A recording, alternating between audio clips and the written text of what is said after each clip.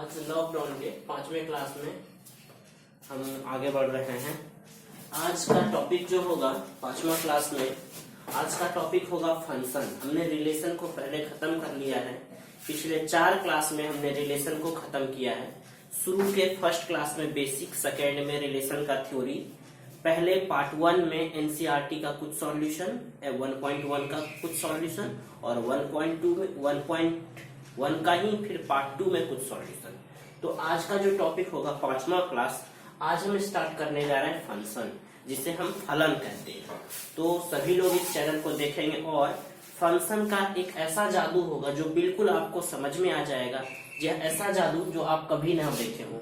तो हम स्टार्ट करते हैं फंक्शन से। तो फंक्शन चैप्टर का नाम है फंक्शन।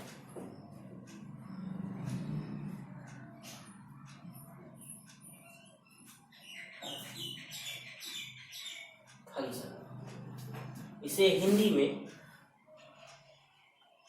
फलन कहते हैं। फंक्शन इसे हिंदी में फलन कहते हैं। फलन ये मुख्य रूप से कैलकुलस का एक पार्ट है, बट कैलकुलस अभी स्टार्ट नहीं हो रहा। ये फंक्शन रिलेशन के बाद फंक्शन, ये थोड़ा सा टॉपिक है। ऐसे तो हम फंक्शन को 11th क्लास में बहुत अच्छे से पढ़ाए हुए हैं, बट 11th का ही कुछ सारा पार्ट यहाँ पर भी है। जो पार्ट हमने वहां डिस्कस नहीं किया वो सारा पार्ट यहाँ है। हम कोशिश करेंगे कि 11th के पार्ट को भी ध्यान में रखते हुए हम इसको आगे बढ़े। तो सबसे पहले फंक्शन। तो फंक्शन को जब हम समझना शुरू करते हैं तो बिल्कुल ही एक नए अंदाज में फंक्शन को शुरू करते हैं। फंक्शन क्या है? एक मशीन है। तो पहला परिभाषा हम यही लिखते हैं, फंक्शन इज ए मशीन।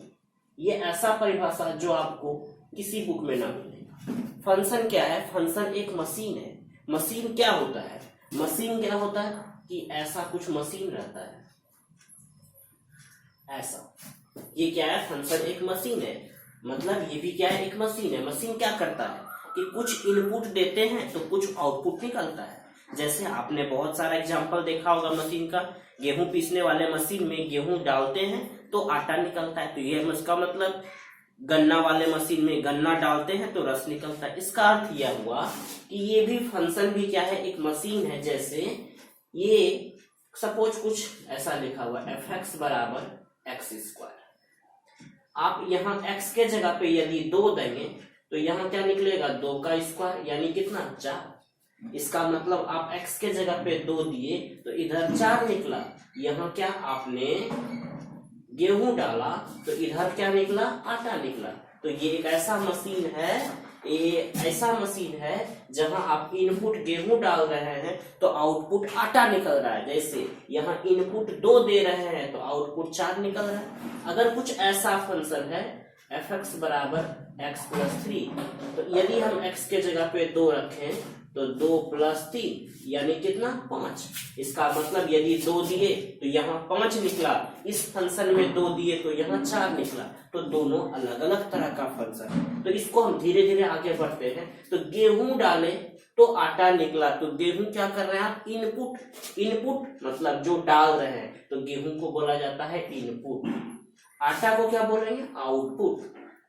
मतलब ये हुआ कि मेरा जितना मन है उतना गेहूं डाल सकते हैं, तो गेहूं को बोला जाएगा इनपुट और आटा को क्या बोला जाएगा? आउटपुट। बट यहाँ मैथमेटिकल कैसे समझेंगे? इनपुट x देते हैं, f फंक्शन है, तो इधर जो निकलता है उसे हम f(x) बोलते हैं और इसी को हम y भी बोलते हैं। तो इसका अर्थ यह हुआ, यह इनपुट x है, f फंक्शन है, उसका प्रोसेस हुआ, प्रोसेस होने के बाद f(x) या इसे ही हम क्या कहते हैं? y कहते हैं। तो x गेहूं जितना मन हो उतना पिसा सकते हैं। मेरा गेहूं जितना डालेंगे उसी रेशियो में आटा निकलेगा। तो गेहूं को बोला जाता है इंडिपेंडेंट। इंडिपेंडेंट। ये इंडिपेंडेंट क्यों? इंडिपेंडेंट। अब ये इंडिपेंडेंट क्यों? मेरा जितना मन होगा उतना गेहूं पिसा सकते हैं। उसी प्रकार x को बोला जाता है इंडिपेंडेंट वेरिएबल। इंडिपेंडेंट वेरिएबल अर्थ यह हुआ कि इसे कहेंगे स्वतंत्र चर। इसे क्या कहेंगे? स्वतंत्र चर। और f(x) या इसे ही नाम दिया गया है y। तो y जो है, आटा जो है वह गेहूं पर आश्रित है। आटा जो है वह गेहूं पे डिपेंड है। इसीलिए f(x) को या y को हम क्या बोलेंगे? Dependent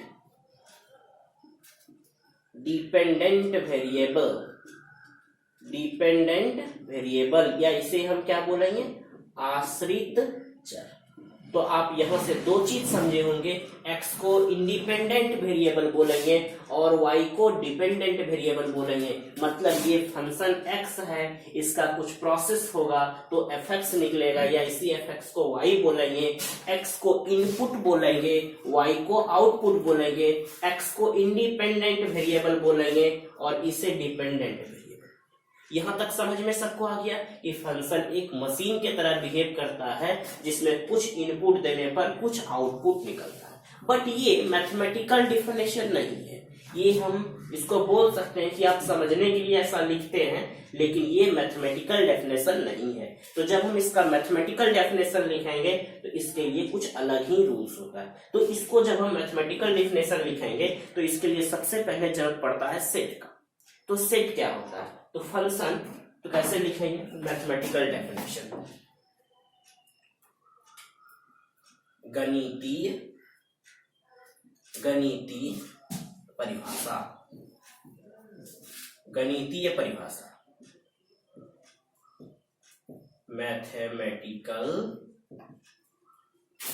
mathematical definition. ये क्या है, फंक्शन क्या है, एक रूल है। ये क्या है, एक रूल है जो क्या करता है, x को y से जोड़ता है। इसका मतलब अगर ये इसी फंक्शन में अगर हम एक एग्जांपल से समझे तो इस फंक्शन में, पहले वाले फंक्शन में, और ये अगर दूसरा वाला फंक्शन है, ऐसे ये x² वाला फंक्शन है, 1 डाल रहे हैं तो यहाँ 1, 2 डालेंगे तो 4, 3 डालेंगे तो 9, क्योंकि fx बराबर आपको मालूम है कितना, x²। तो इसमें ऐसा हो रहा है। इस वाले फंक्शन में दूसरा वाला, ये अगर ये कोई दूसरा fx है, यहाँ पर लिखा हुआ है x+3, यहाँ पर ऐसे लिखते हैं x का वैल्यू 1, तो 1 और 3 कितना, 4, 2 डालेंगे तो कितना, 5, 3 डालेंगे तो कितना, 6। तो क्या देख रहे हैं, ये एक अलग तरह का फंक्शन है और ये एक अलग तरह का फंक्शन है। तो फंक्शन क्या है, इसका जब गणितीय परिभाषा लिखेंगे तो फंक्शन क्या है, एक रूल है। फंक्शन इज ए रूल लिखेंगे, function is a rule. Function क्या है, एक नियम है जो क्या करता है, विच associates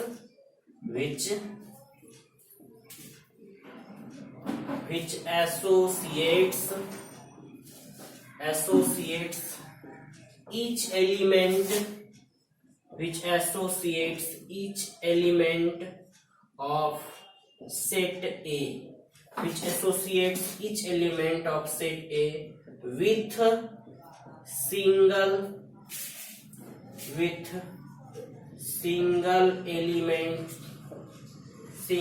element of set B।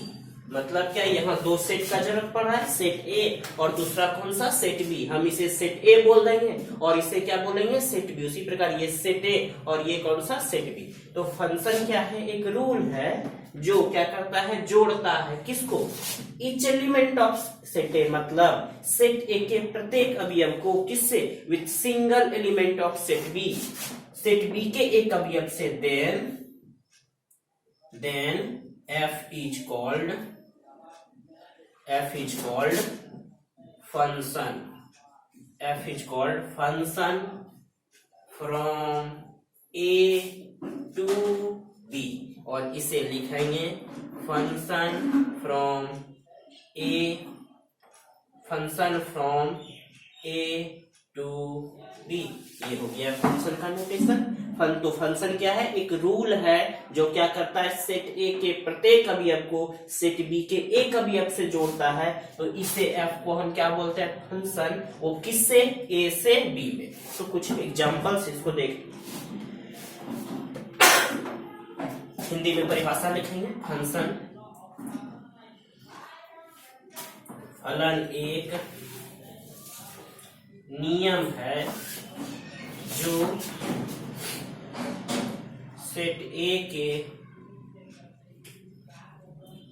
प्रत्येक अवयव को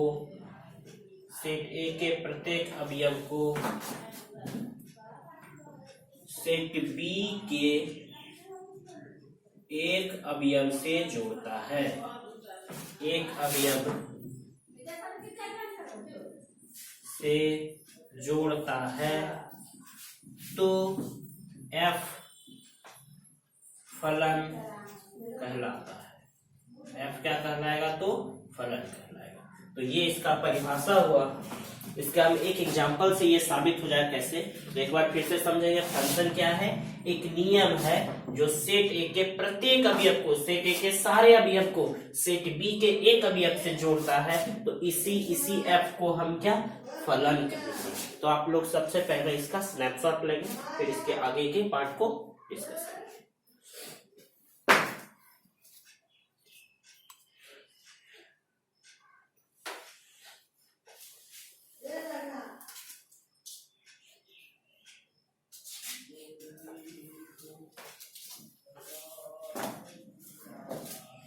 तो यहां तक सब सारे लोगों का स्नैपशॉट हो गया।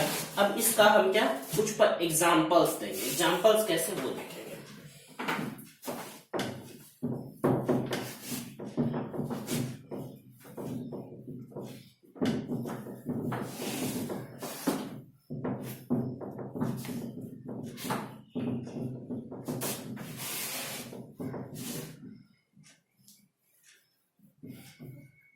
कुछ एग्जाम्पल से क्लियर हो जाएगा। 2-4 एग्जाम्पल होते थे, हमने परिभाषा को नहीं मिटाया ताकि परिभाषा का यहाँ इस्तेमाल कर सके। देखेंगे एक एग्जाम्पल।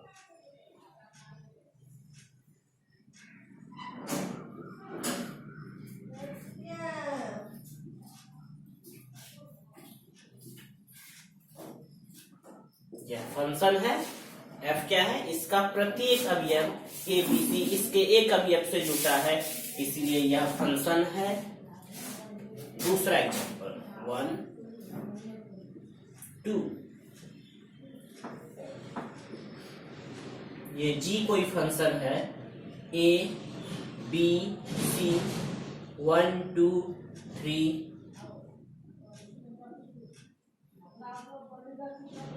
c और यहाँ d।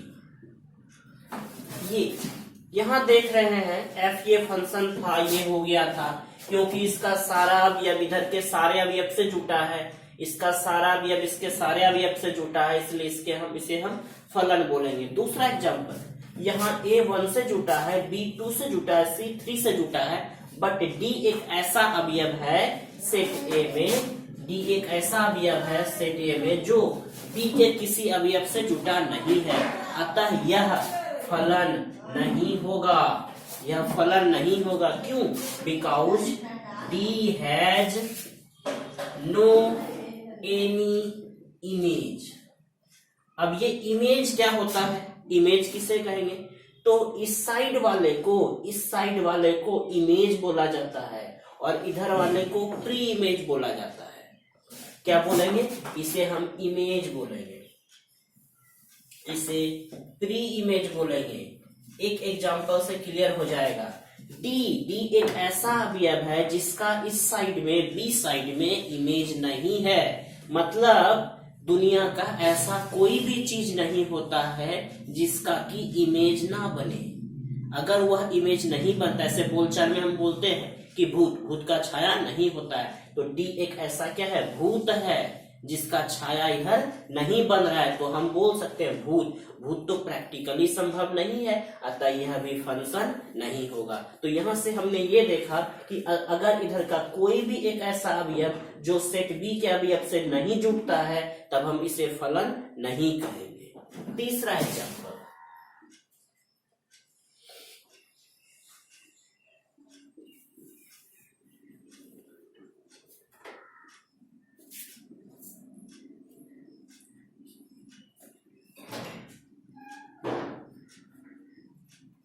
ऐसा है, ऐसा। ये एक ऐसा एग्जाम्पल है। यहां देख रहे हैं हम कि a का 1 से, b का 2 से, c का 3 से, बट ये b में एक ऐसा अवयव 4 है जो इसके किसी अवयव से जुटा हुआ नहीं है। यह फंक्शन होगा। यह फंक्शन होगा। सपोज इसको हम f1 लेते हैं तो यह फंक्शन होगा। इस साइड में अवयव बच जाए कोई बात नहीं है, परंतु इस साइड में कोई भी अवयव नहीं बचना चाहिए। तो यहाँ देख रहे हैं कि यह फंक्शन नहीं है। क्यों? क्योंकि D के पास कोई भी इमेज नहीं है। यहाँ हमने परिभाषा में लिखा है associates each element of set A, मतलब सेट ए का सभी अवयव इसके अवयव से जुटना चाहिए। अगर इधर का नहीं भी जुटा तो कोई बात नहीं है, लेकिन इधर एक भी अवयव बचना नहीं चाहिए। ये 3 एग्जाम्पल। चौथा,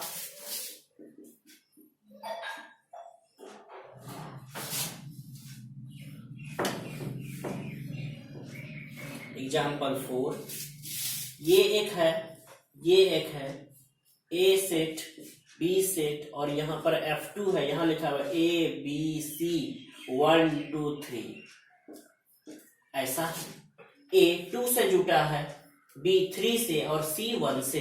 तो अगर इधर उधर है तो उससे कोई मतलब नहीं है, यह फंक्शन होगा।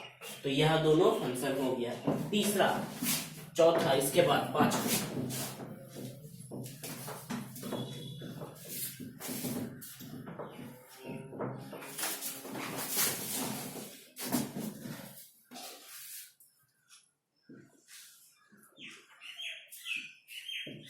F3 कोई फंक्शन है।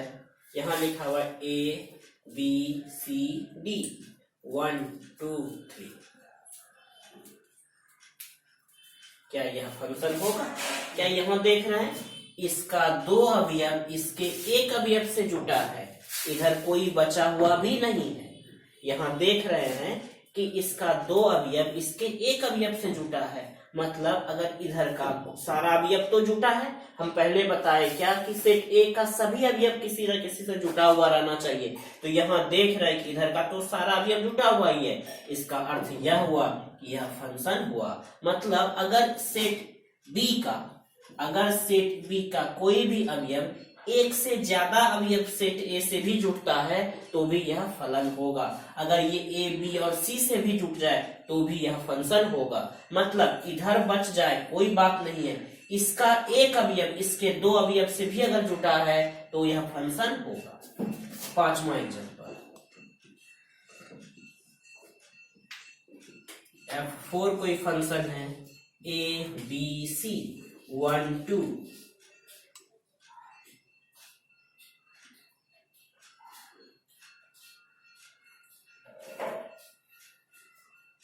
क्या यह फलन होगा? यहाँ देख रहे हैं कि इसका एक अवयव इसके 2 अवयव से जुटा है। अभी हमने आपको बताया कि इधर को प्री इमेज और इधर को इमेज बोलते हैं।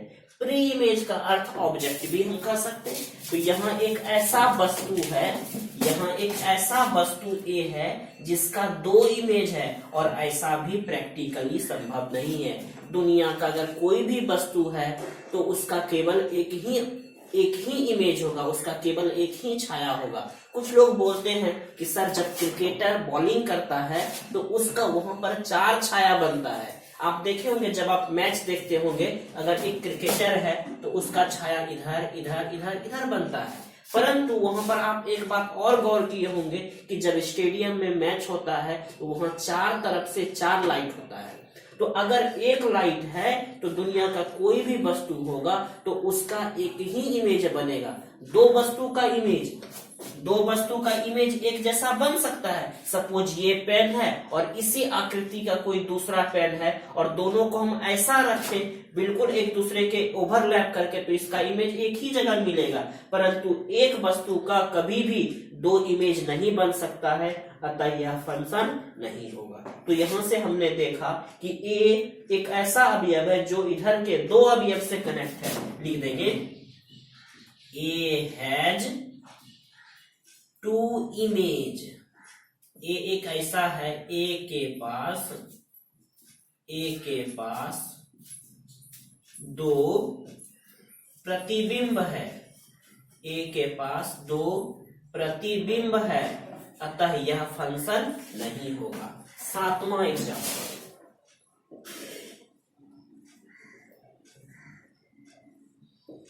F4 A B C 1 2 3 4।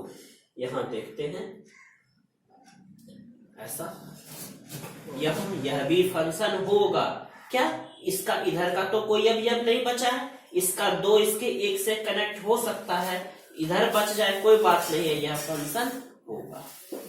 इसी प्रकार एक और अगर एग्जांपल ले लें, 8वां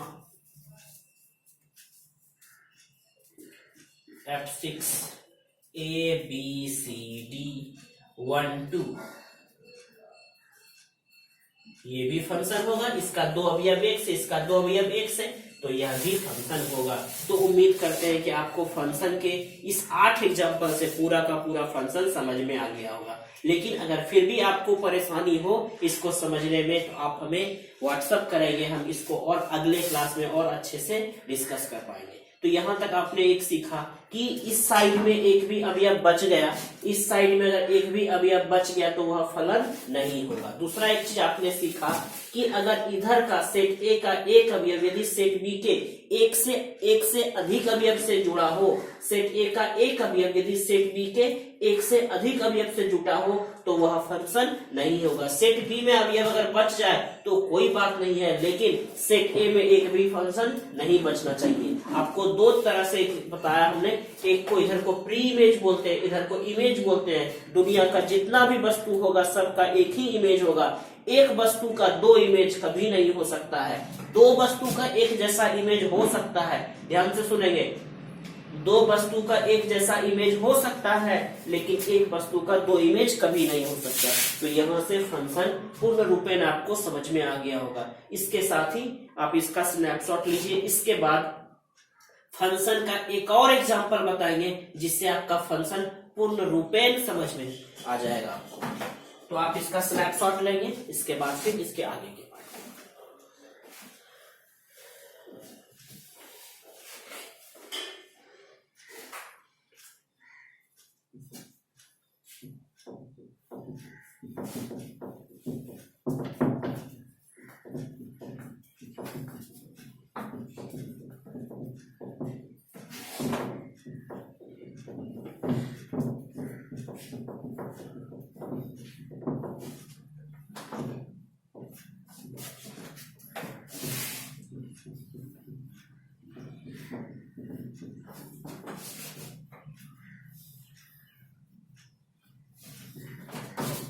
कुछ लोगों को फंक्शन के एग्जाम्पल में थोड़ा सा प्रॉब्लम रहता है, उनके लिए हम एक थोड़ा अलग अंदाज में फंक्शन को समझाए हैं, जो इस प्रकार है। A B C 1 2, इसे इसमें और इसमें थोड़ा सा कंफ्यूजन लोगों को होता है। G A B C 1 2 3, कुछ लोगों को इसमें थोड़ा सा कंफ्यूजन होता है इन दोनों फंक्शन में। सर इसमें भी नहीं बच रहा है, इसमें भी नहीं बच रहा है, इसका दो अवयव एक से कनेक्ट है, इसका एक अवयव दो से कनेक्ट है, कौन सा फंक्शन है और कौन सा फंक्शन नहीं है। अभी तो हम आपको एक चीज बताए कि इधर वाले को इमेज बोलते हैं, इधर वाले को प्रीज में इमेज बोलते हैं। मतलब इसका दो वस्तु का एक जैसा इमेज हो सकता है, परंतु एक वस्तु का दो इमेज नहीं हो सकता है, अतः यह फंक्शन नहीं है। दूसरा एग्जाम्पल, इधर वाले को पति बोलते हैं, इधर वाले को पति बोलते हैं और इधर वाले को पत्नी बोलते हैं। इधर वाले को पति बोलेंगे और इस वाले को पत्नी बोलेंगे। ध्यान से सुनेंगे, इस वाले को पति और इस वाले को पत्नी। मतलब एक पति, ध्यान से सुनेंगे, एक पति दो पत्नी रख सकता है, एक पति दो पत्नी रख सकता है। आप एग्जाम्पल में बहुत सारा एग्जाम्पल देखे होंगे, एक ऐसा हस्बैंड है जिसके पास 2 वाइफ है, 3 वाइफ है, सारी एक साथ रहती है। एक पति दो पत्नी रख सकता है, परंतु ऐसा कभी नहीं देखा होगा आपने, ऐसा कभी नहीं देखा एक पत्नी है और इसका एक से ज्यादा हस्बैंड है, ऐसा कभी एग्जाम्पल आपने नहीं देखा होगा। ये इधर पत्नी और इधर पति, ऐसा कभी भी संभव नहीं। ऐसा तभी संभव होता है, कुछ लोग बोलते हैं सर ऐसा भी तो होता है, एक लेडीज रहती है जो 2-3 शादी कर लेती है। वैसा तभी होता है जब पहले वाले से रिलेशन खत्म हो जाता है, तभी दूसरा होगा, अन्यथा नहीं होता है। तो इसको समाज मान्यता नहीं देता है। ये समाज मान्यता नहीं देता है, परंतु इसको तो समाज मान्यता देता है। एक हस्बैंड है जो एक दो वाइफ रख सकता है, कोई दिक्कत नहीं है, लेकिन ऐसा समाज मान्यता नहीं देता है, अतः यह फंक्शन नहीं है। कुछ लोग बोलते हैं सर ऐसा तो केस हमने सुना है, कहाँ सुना है? तो महाभारत में सुना है। तो महाभारत में क्या है कि महाभारत में इधर द्रौपदी है और इधर पंच है, तो वो उसकी शादी उससे नहीं हुई थी। ध्यान दीजिए, जितने लोगों ने महाभारत देखा होगा तो महाभारत में वो उसको लाए थे, लाने के बाद अपनी माँ के कथनानुसार पांचों भाई ने आपस में बांट लिया, उसकी शादी नहीं हुई थी पांचों से। समझ में आ गया?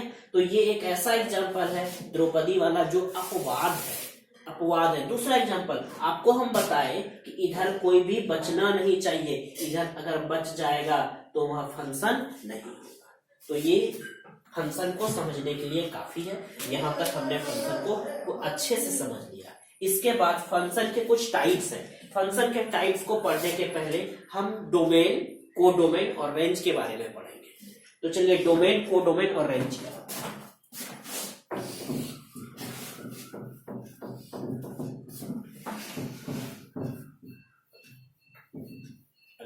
अगला टॉपिक डोमेन,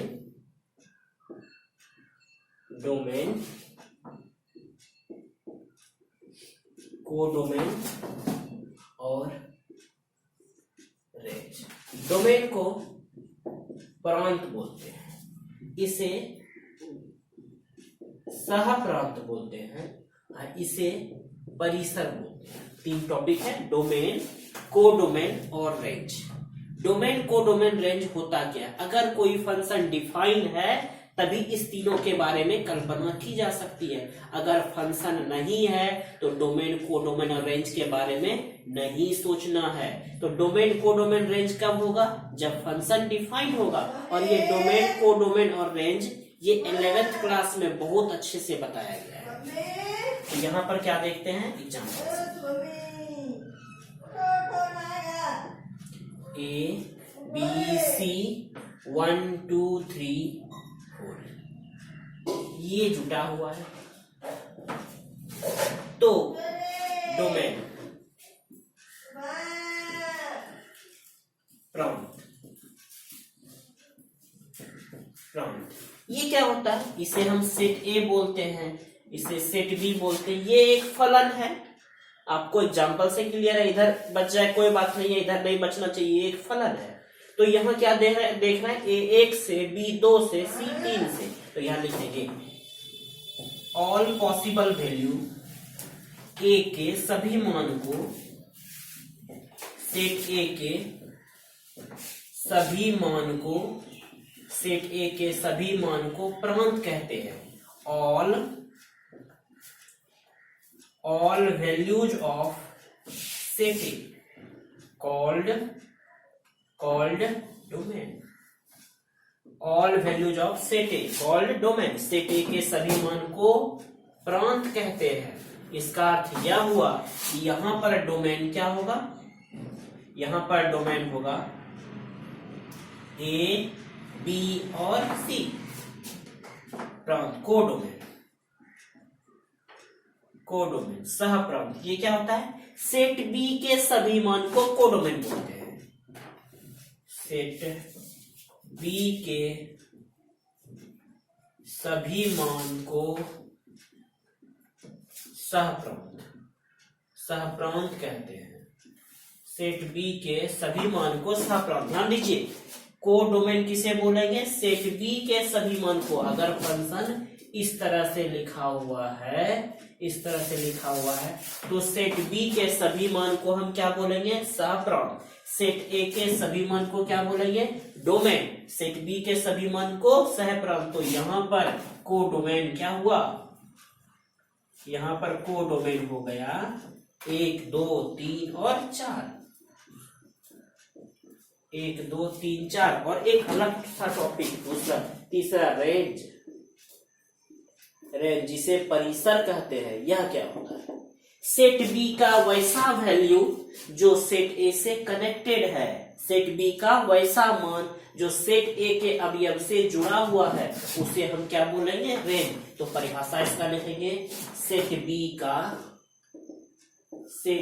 का वैसा अवयव, सेट बी का वैसा अवयव जो सेट ए के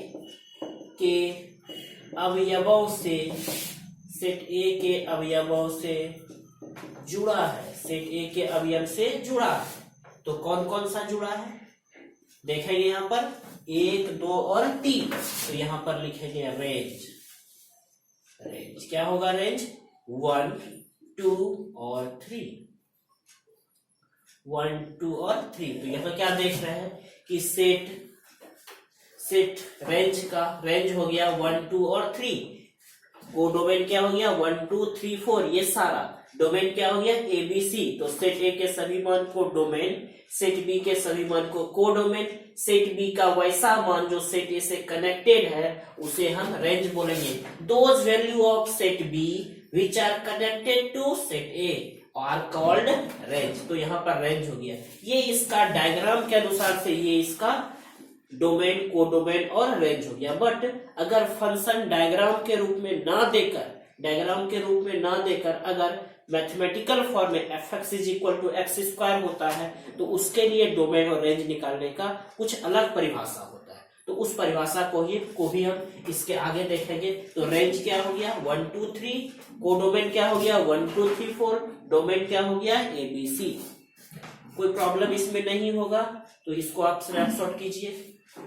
आपके पास एक क्वेश्चन रहा, एक सेट दे रहे हैं जिसका डोमेन, कोडोमेन और रेंज बताना है। बताने के लिए आप क्या कमेंट बॉक्स का सहारा लेंगे या पहले फंक्शन है या नहीं है। यदि फंक्शन है तो बताना, तो उसका डोमेन, कोडोमेन और रेंज बताना है। एग्जांपल ABCD, इधर 1, 2, 3, 4।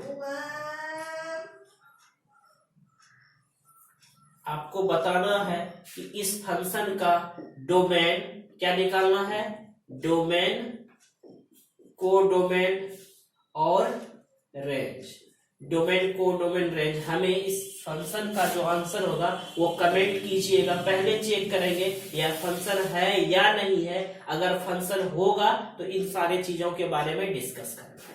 तो यहां तक आपने समझ लिया है। इस क्वेश्चन को नोट कर लेंगे। इसके बाद इसके आगे सब सारे लोगों का स्नैपशॉट हो गया। इसके बाद इसके आगे mathematical way.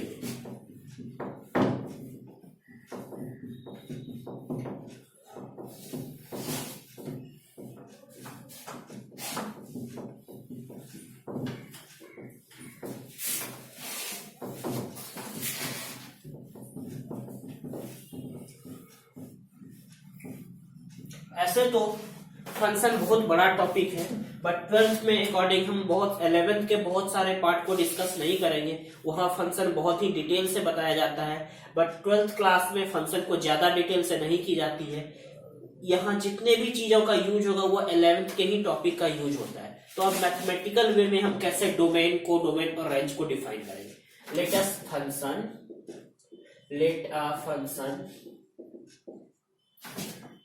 Late a function f such that a to b।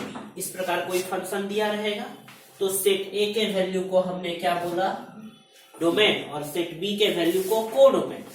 और फंक्शन अगर मैथमेटिकल के फॉर्म में है तो fx या इसी fx को हम y बोलते हैं।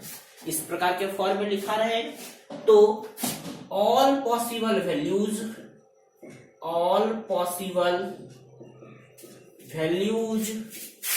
of x, all possible x का वैसा सभी संभव मान for which function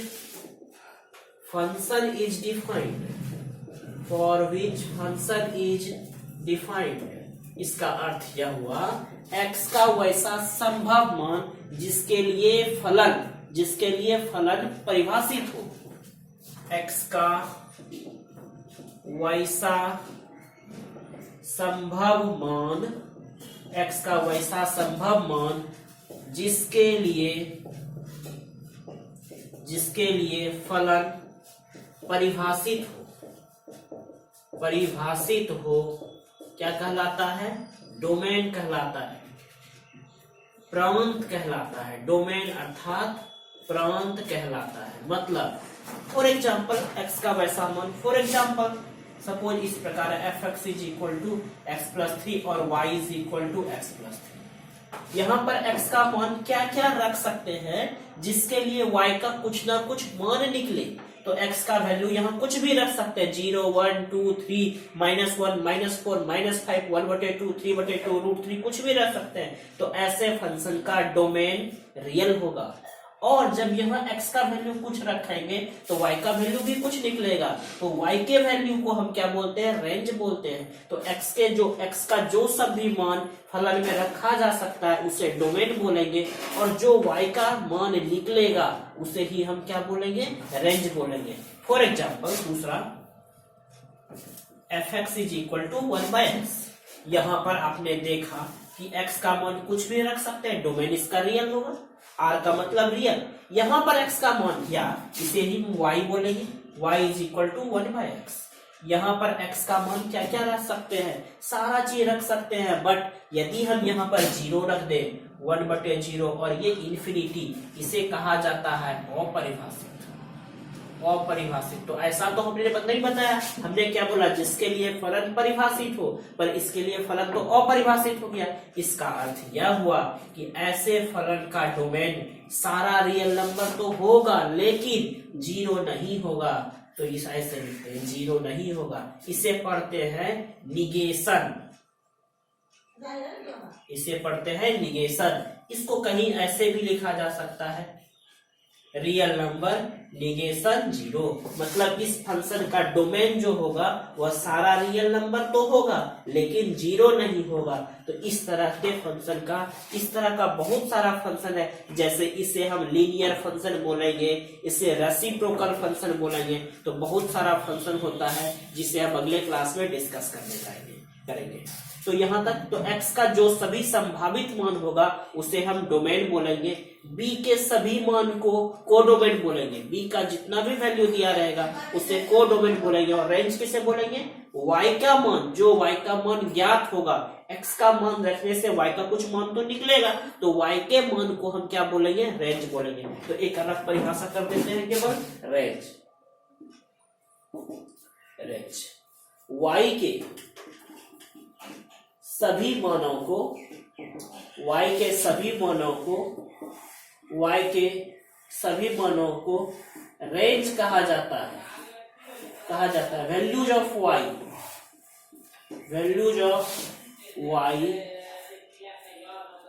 are called range. y के मान को, तो यहां पर रेंज इसका क्या होगा? यहां पर भी देखेंगे रेंज। तो यहां देख रहा है कि यदि x का मान कुछ भी देंगे तो y का मान भी कुछ भी निकलेगा, अर्थात इसका रेंज भी क्या निकलेगा? रियल। यहां पर रेंज क्या होगा? यहाँ पर भी कभी भी कुछ भी x का मान देंगे तो 0 नहीं हो सकता है। तो इसका अर्थ हुआ यहाँ इसका रेंज भी क्या होगा? Real number negation.